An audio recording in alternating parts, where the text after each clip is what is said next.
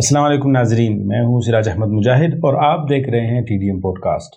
آج کی نشست میں ہم احمد شاہ صدیقی صاحب سے ایک اہم سوال کریں گے۔ ان پہ الزام ہے کہ وہ فیک آئی ڈی چلاتے ہیں اور ایک فیک آئی ڈی سینڈل چور کے نام سے چل رہی ہے۔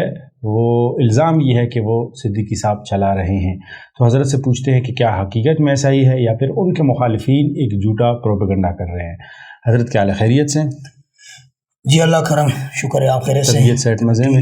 دن کیسے گزر رہا ہے؟ اللہ کرم الحمدللہ۔ گرمی کیسے انجوائے کر رہے ہیں؟ زبردست لگے ہوئے ہیں بھائی۔ اچھا جی صدیقی صاحب، سوال تو میں نے آپ کو بتا دیا کہ سینڈل چور جو آئی ڈی ہے اس کے حوالے سے آپ کیا کہتے ہیں، یا اس کے علاوہ آپ نے کبھی فیک آئی ڈی چلائی ہے مخالفین کے خلاف؟ جی بہت شکریہ مجاہد بھائی، آپ نے آج ایک ایسا سوال پوچھا ہے کہ اگر میں اس پر کھل کر گفتگو کروں تو ایسا نہ ہو پھر آپ کو بھی لینے کے دینے پڑ جائے۔ بھائی میں تو کہتا ہوں جو ذہن میں وہ بتا دیں، اچھا حقیقت بتا دیں۔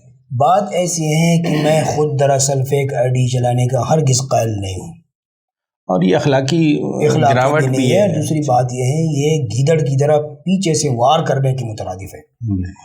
شاید آپ دیکھ رہے ہیں کہ میں اپنے آفیشیل اکاؤنٹ جو میرا پیج ہے سوشل میڈیا پر، فیس بک پر احمد شاہ صدیقی کے نام سے، میں اس پر کھل کر فارم 47 والے صوبائی امیر کے خلاف بھبانگی دہل بول رہا ہوں۔ جی مجھے کوئی ڈر مر نہیں ہے الحمدللہ، نہ مجھے ان سے کوئی ایسے مراعات مجھے حاصل ہو رہی تھی جو جس کو بند ہونے کا کوئی خدشہ ہو۔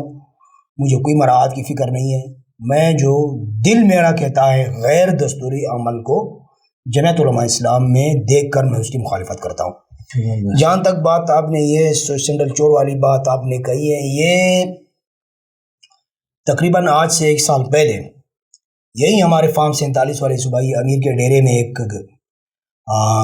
کک ہیں، وہ فخر الدین بھائی، وہاں چائے وغیرہ بناتے ہیں، انہوں نے بھی میرے اپنے اوریجنل آئی ڈی اکاؤنٹ کا تصویر اور یہ سینڈل چور والے آئی ڈی کی تصویر لے کر اس نے اپنے اکاؤنٹ سے شیئر کیا تھا کہ یہ جو سینڈل چور والی آئی ڈی ہے دراصل یہ بندہ چلا رہا ہے۔ اچھا تو اس پر بھی میں نے وضاحت دیا تھا، میں نے یہی کہا تھا کہ فخر بھائی یہ دراصل کچن چلانا نہیں ہے، یہ سوشل میڈیا ہے۔ اگر آپ کے پاس کوئی پروف ہے، دیکھو الزام آپ لگا رہے ہیں، کوئی ثبوت بھی سامنے لا، پروف بھی سامنے لا۔ اب اگر میں یہ کہتا ہوں کہ فارم 47 والا صوبائی امیر، میں اس کو فارم 47 والا کہتا ہوں، میں ثبوت پیش کر رہا ہوں کہ کن ہتھ کڑوں کی بنیاد پر وہ صوبائی امیر بنے۔ اب اگر میں آنے والے کونسل کی مخالفت کر رہا ہوں، میں کہہ رہا ہوں کہ یہ غیر دستوری ہے۔ آپ نے بھی شاید دیکھا ہو میرے پیج پر میں نے ثابت کیا ہے دستور کی روح سے کہ یہ غیر دستوری ہے۔ میں ثبوت کے طور پر بات کرتا ہوں۔